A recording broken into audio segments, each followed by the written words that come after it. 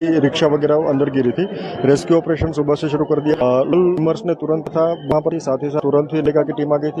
VMC emergency centre act की team और बाकी प्रशासन और पुलिस की टीम यहाँ पर तैनात है। रेस्क्यू कार्यवाही है और जल्द वो कार्यवाही तुरंत की जाएगी। खास करके ह्यूमस मिनिमाइज हो में कोशिश कर रहे हैं। ज्यादातर बॉडीज हमने निकाली है।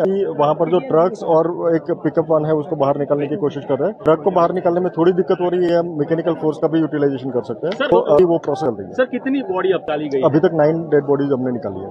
सर क्या मतलब क्या इंजर्ड कुल 5 लोग इंजर्ड है था। इंजर्ड अभी मिला। क्या जता था તમે શેમાં હતા?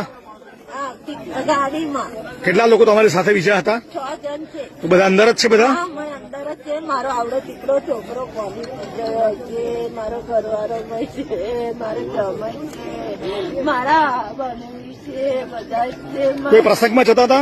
ના, અમે બધાના પૂનમ ભરવા જતા હતા। મારો બહુ બધાનો છોકરો છે, અમે એને પાછળ લગાડવા જતા હતા।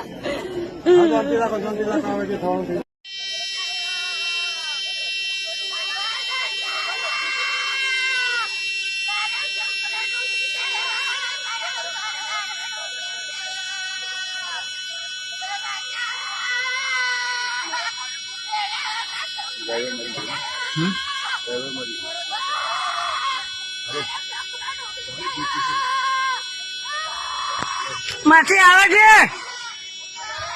આવે